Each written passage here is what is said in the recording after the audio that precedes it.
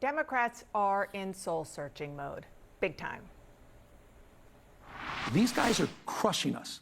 The Democratic brand is toxic right now. The Democratic Party brand is really problematic, and I think that it is a brand that is, with all respect to my colleague from California, is associated with New York and with California, is associated with the educated elites in this country, and not anymore with working people in this country. So calling it broken? Okay, that's easy. Trying to fix it? That's the hard part. Joining me now is Democratic Senator Chris Coons of Delaware. All right, so Senator, have at it. How do you fix it? I'll start with an easy question. Well, thanks for the chance to be on. You're going to see a race tomorrow in Wisconsin where it's in pretty clear contrast how we are approaching the race for a Wisconsin Supreme Court seat. Elon Musk, Donald Trump's billionaire buddy, is out there handing out million-dollar checks and writing million-dollar checks to support the conservative in that race. Democrats, who I am optimistic will win, are fueling their campaign with grassroots volunteers, with small contributions, and with positive policy. We just won a state Senate seat in Lancaster, Pennsylvania, that hadn't been represented by a Democrat in 30 years and is in a Trump plus 15 district. We've got a lot of folks who are angry at what Elon Musk is doing and at how Trump is taking a hatchet to things that we value, like Medicaid that supports disabled children, like Social Security that helps all of us have a shot at retiring with dignity, and the Veterans Administration. Our core challenge is to focus the fight and to make it clear that we're looking forward and we are standing up to and fighting Donald Trump and Elon Musk. Okay, so focus the fight. That's precisely what I want to ask you about, because if you kind of take a step back, there are so many, let's call them OMG moments that you could be focused on. People being sent to an El Salvador prison without due process, students with visas being detained, the president trying to punish attorneys, ban some from federal buildings, saying he's not joking about a third term. And then there's what people say that they voted on, which is the economy. Inflation's still high. Wall Street doesn't know what to do about these tariffs. Where should your focus be? So I think the reason we lost principally had to do with millions of folks choosing not to vote. We lost to the couch more than we lost to Donald Trump. And if we focus on the issues that those folks care about and that we haven't talked enough about or fought for them hard enough on, I think we win. And one of those core issues is making America affordable again. Donald Trump promised on day one he'd bring costs down. But the huge tariffs that he's going to impose this week will actually raise the cost of housing, raise the cost of groceries, raise the cost of cars. That's something your average American wants to see us fighting for, and we have to have a positive alternative vision of how we would grow jobs, restore manufacturing, and bring prices down. So stay focused on the economy and less about some of the ways that he is sort of grabbing hold of power and doing things that certainly you and others have questioned whether he has the ability to do or should be doing legally.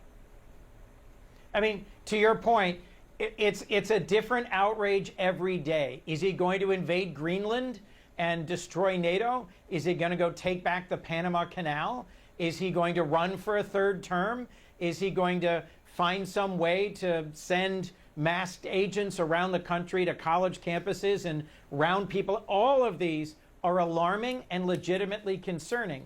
But if we allow him to, like a matador with a bull, distract us this way and that way every single day, no one will know what we stand for and what we're fighting for. So this week and this month, Republicans in Congress are trying to pass a bill that would cut Medicaid in order to pay for tax cuts for billionaires. And the tariffs that Trump is imposing are going to raise costs for working people, not lower them. Focus on those 2 points, and we've got a path forward in a future. So, as a member of the Foreign Relations Committee, I was going to ask next about Greenland. So, I'm interested to see how you react to this, because this is something that the president is talking about over and over again. He said over the weekend, "We'll get Greenland, yeah, 100%. I'll never take military force off the table, but I think there's a good possibility we could do it without military force." Are you saying you don't think he means it? Are you saying just insane. It's just insane. That's the problem, is that, look, my Republican colleagues say, oh, no, he's just negotiating. He just throws stuff out there. But he's the president, and he's threatening a NATO ally with military action. It's insane. It's unmoored. And we could spend all of our time huffing and puffing about how ridiculous it is. But look, your average Trump voter laughs at us and says he's owning the libs. And your average middle American says, why are you wasting your time worrying about Greenland? I can't even find it on a map.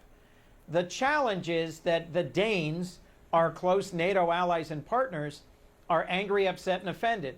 So are the Canadians, the largest export and business partner for my home state and most home states. So it does have real consequences. He is threatening the NATO alliance. He's threatening our closest allies. It does have real world consequences, but we have to focus on the two issues that I said were the main issues for the Democratic Party and working Americans.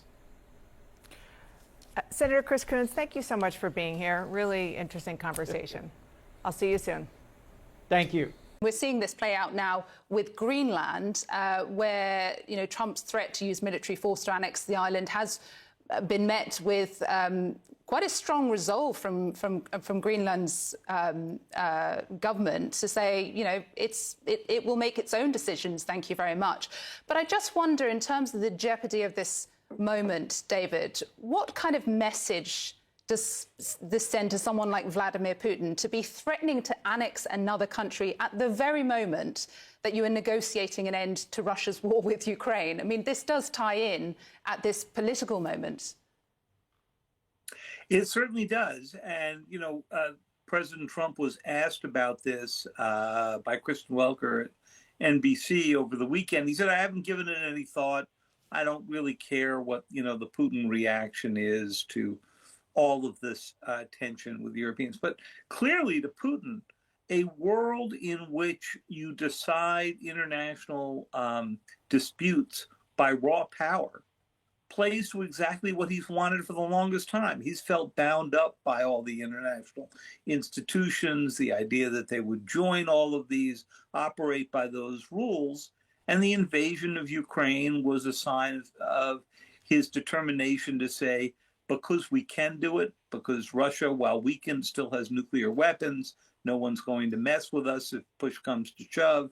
That is what, in the end, I think, is a world that Putin wants. So I don't think he could be anything more than delighted by seeing President Trump operate by the same rules.